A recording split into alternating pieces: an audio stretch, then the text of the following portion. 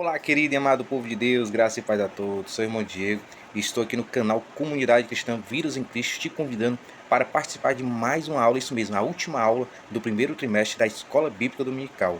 E se você ainda não é inscrito, eu peço que você se inscreva e acione o sininho para que você venha aprender e se encher da graça de Deus. E como já sabemos, amados, no primeiro trimestre nós aprendemos com a revista que tem como título A Defesa da Fé Cristã, combatendo as antigas heresias que se apresentam com nova aparência. Amados, recapitulando e trazendo um resumo das lições passadas que aprendemos na revista, a primeira lição tem como título Quando as heresias ameaçam a unidade da igreja. Na segunda lição nós aprendemos sobre somos cristãos. E na terceira lição nós aprendemos sobre a encarnação do verbo. E na quarta lição nós aprendemos sobre Deus é triunfo. Na quinta lição nós aprendemos sobre Jesus é Deus. E na sexta lição nós aprendemos sobre o Filho é igual com o Pai. E na sétima lição, amados, nós aprendemos sobre a natureza humana e divina de Jesus. Na oitava lição, nós aprendemos sobre Jesus viveu a esperança humana. E na nona lição, nós aprendemos sobre quem é o Espírito Santo. E na 10ª lição, nós aprendemos sobre o pecado corrompeu a natureza humana. Na 11ª lição, amados, nós aprendemos sobre a salvação não é obra humana. E na 12ª lição, nós aprendemos sobre a igreja tem uma natureza organizada. E hoje nós vamos aprender sobre perseverar na fé em Cristo. Texto áureo. E temos muito firme a palavra dos profetas, a qual bem fazeis em estar atentos, como a uma luz que alumia em lugar escuro, até que o dia esclareça, e a estrela da alva apareça em vosso coração. 2 Pedro, capítulo 1, versículo 19. Verdade prática vai dizer sobre a Bíblia Sagrada. É o único instrumento moral e espiritual estabelecido por Deus para aferir a nossa conduta diante do Criador, da sociedade, da pátria e da família. Leitura bíblica em classe. 2 Timóteo, capítulo 3, do versículo 10 ao 17, que vai dizer: Tu, porém, tens seguido a minha doutrina, modo de viver, intenção, fé, longanimidade, amor e paciência. Perseguições e aflições tais quais me aconteceram em Antioquia, em Icônio e em Listra. Quantas perseguições sofri, e o Senhor de todas me livrou. E também todos os que piamente querem viver em Cristo Jesus padecerão perseguições, mas os homens maus e enganadores irão de mal para pior, enganando e sendo enganados. Tu, porém, permanece naquilo que aprendeste e de que fostes inteirado, sabendo de quem o tens aprendido, e que desde a tua meninice sabeis as sagradas letras que podem fazer-te sábio para a salvação, pela fé que há em Cristo Jesus. Toda escritura divinamente inspirada é proveitosa para ensinar, para redarguir, para corrigir e para instruir em justiça, para que o homem de Deus seja perfeito e perfeitamente instruído para toda boa obra. Na introdução, amados, vamos falar sobre as religiões mundiais e os movimentos descendentes delas possuem diversos escritos sagrados. No cristianismo, a fonte de autoridade é a Bíblia Sagrada. A autoridade bíblica deriva sua origem em Deus, e o que nos permite chamar a Bíblia de a Palavra de Deus. Isso encerra a superioridade das Escrituras como plena e total garantia de infalibilidade, mas não falta quem indevidamente reivindica essa mesma autoridade, ou até mais que as Escrituras. O primeiro ponto vai falar sobre diante as heresias é preciso perseverar. O primeiro subponto vai falar sobre os falsos mestres. As duas epístolas de Timóteo, classificadas com justiça como epístolas pastorais, juntamente com a epístola de Tito, destacam-se também pelo seu caráter apostólico. São refutações às heresias contra as fábulas ou as genealogias intermináveis. E a expressão falsamente chamada ciência, sem dúvida, é um combate ao pensamento gnóstico que começou a surgir e chegou ao ápice no século II. Irineu de Leão combateu o tal sistema em sua obra Contra as Heresias. O apóstolo Paulo está combatendo dois principais grupos heréticos em sua geração os gnósticos de sua geração, como combateu as heresias judaicas, também de sua época, os falsos doutores da lei, da circuncisão e as fábulas judaicas. Sobre o ponto 2 vai dizer sobre a experiência apostólica. O apóstolo elogia a perseverança de Timóteo na fé e na doutrina em tempos tão difíceis. As perseguições são uma referência à experiência da primeira viagem missionária juntamente com Barnabé. É verdade que Timóteo se integrou à comitiva de Paulo em Listras, na sua segunda viagem missionária. Isso aconteceu depois dessas perseguições, e Timóteo, nessa época, ainda não fazia parte da comitiva paulina. Contudo, deve ter sido testemunha ocular de algumas dessas perseguições, pois vivia na região e sua mãe era crente, sem dúvida, membro da igreja. No terceiro sobreponto vai dizer, entendendo o querer. O verbo querer, em todos os que piamente querem viver em Cristo Jesus, padecerão perseguições. É mais que um simples desejo, mas uma resolução, ou seja, um propósito de coração. É uma vida com propósito, sofrer pela causa do Evangelho. É motivo para glorificar a Deus, porque sobre vós repousou o Espírito da glória de Deus. 1 Pedro capítulo 4, versículo 14. É isso que Deus espera de cada um de nós na atualidade.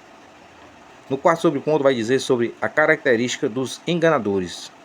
O termo usado para enganadores ou impostores é egóis, uma palavra que aparece uma só vez no Novo Testamento e nenhuma na Septuaginta, usado na antiga literatura grega como embusteiro, impostor, feiticeiro, charlatão e encantador. Então essas pessoas denunciadas por Paulo pertencem ao campo religioso. Isso indica que o apóstolo está se referindo a ensinadores e doutrinadores de mentiras, a falsos mestres, em nada diferente dos falsos doutores. Nenhum deles teve futuro promissor, segundo Pedro capítulo 2, do versículo 1 ao 3. E no segundo ponto nós vamos aprender sobre aprendendo, sendo inteirado e sabendo. Primeiro sobreponto vai dizer de quem Timóteo aprendeu as sagradas letras. Lá no versículo 14 vai dizer sobre o contexto em 2 Timóteo capítulo 3, do versículo 10 ao 17. Mostra que a fonte de autoridade do aprendizado de Timóteo são as sagradas letras, as escrituras sagradas que são inspiradas por Deus. Interessante que no versículo 14 o apóstolo emprega o pronome relativo, de quem, em sabendo de quem o tens aprendido. No plural grego, tinon, literalmente dos quais isso permite as seguintes traduções. Você sabe quem foram os seus mestres na fé cristã? Pois conhece aqueles de quem aprendeu, confiar naqueles de quem você aprendeu. Desde a infância, seria uma referência natural à sua mãe, Eunice, e à sua avó, Loide. 2 Timóteo capítulo 1, versículo 5, e ao próprio apóstolo Paulo, em 2 Timóteo capítulo 2, versículo 2. Segundo sobreponto vai dizer sobre permanecendo firme nas sagradas letras. Timóteo é exortado a permanecer firme naquilo que aprendeu e que acredita ou de que foste inteirado por duas razões principais. A. Porque sabia de quem tinha aprendido. B. E porque são as sagradas letras, os escritos sagrados, a Bíblia, o que ele aprendeu de sua mãe e de sua avó, era uma herança espiritual muito útil para o exercício de seu ministério sob orientação paulina. Aprendemos com isso a importância da educação nos caminhos do Senhor, desde a infância no lar. O ensino cristão deve começar em casa, no lar. A igreja, por meio da escola bíblica dominical, apoia e complementa essa formação. Esse princípio vale para os nossos dias. O terceiro sobreponto vai dizer sobre a Bíblia é divinamente inspirada. Está escrito que toda a Escritura é inspirada por Deus. No versículo 16, o termo grego theopneustos, inspirada por Deus, divinamente inspirada, vem das palavras theos, que significa Deus, e pneu, respirar, soprar. É o profundo saber a abrangência da inspiração do texto sagrado. Toda a Escritura e também seus autores humanos, pois os homens santos de Deus falaram inspirados pelo Espírito Santo. ou movidos pelo Espírito Santo. Esse caráter especial é único da palavra dos profetas, a tornar única no gênero. Ela pode fazer qualquer pessoa sábia para a salvação em Jesus e é proveitosa para ensinar, repreender, corrigir, instruir em justiça. Nenhuma literatura no mundo possui essa prerrogativa. No terceiro ponto, nós vamos aprender sobre tendo as Escrituras como o fundamento. O primeiro subponto vai falar sobre a autoridade apostólica. A igreja se submete inquestionavelmente a autoridades dos apóstolos do Novo Testamento. Sabemos que essa é a vontade de Deus. Se os evangelhos de Mateus e Lucas, ou pelo menos um deles, são colocados no mesmo nível do Antigo Testamento, e da mesma forma as epístolas paulinas. Isso é uma forma de reconhecer definitivamente o Novo Testamento como escritura inspirada. Assim, todos os livros da Bíblia têm o mesmo grau de inspiração e a mesma autoridade. Logo, devemos dar a mesma atenção e credibilidade tanto aos profetas do Antigo Testamento como aos apóstolos do Novo. O segundo sobreponto vai falar sobre abrangência. Em muitas passagens do Novo Testamento, o termo escritura, ou no plural escrituras, se refere ao Antigo Testamento, algumas dezenas de versos. Mas o contexto da expressão paulina, toda escritura é inspirada por Deus, não se restringe apenas ao Antigo Testamento, e sabemos disso porque a intenção do Espírito Santo é mostrar que se trata de todos os 66 livros da Bíblia, para que vós lembreis das palavras que primeiramente foram ditas pelos santos profetas e do mandamento do Senhor e Salvador, mediante os vossos apóstolos, no Antigo e no Novo Testamento. Terceiro sobreponto vai falar sobre o manual de Deus. Além de ser valiosa para os 4 propósitos pastorais, a Bíblia é proveitosa para ensinar, para corrigir e para instruir em justiça, não somente para os obreiros, mas para equipar qualquer pessoa que leia as Escrituras para toda a boa obra. Estaríamos à deriva no mundo sem essas palavras, pois elas nos levam à luz de Cristo. E a conclusão vai dizer: a Bíblia é um guia seguro para toda a humanidade, e não somente para a igreja.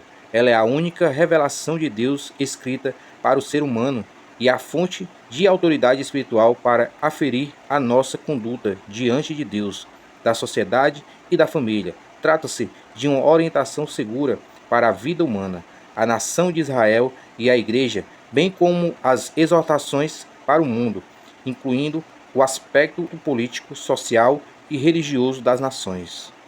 É isso aí, amados. Chegamos na última lição da revista, que tem como título Em Defesa da Fé Cristã, combatendo as antigas heresias que se apresentam com nova aparência. Espero que tenham gostado, fiquem na paz, Senhor, e até a próxima, se Deus quiser. Tchau!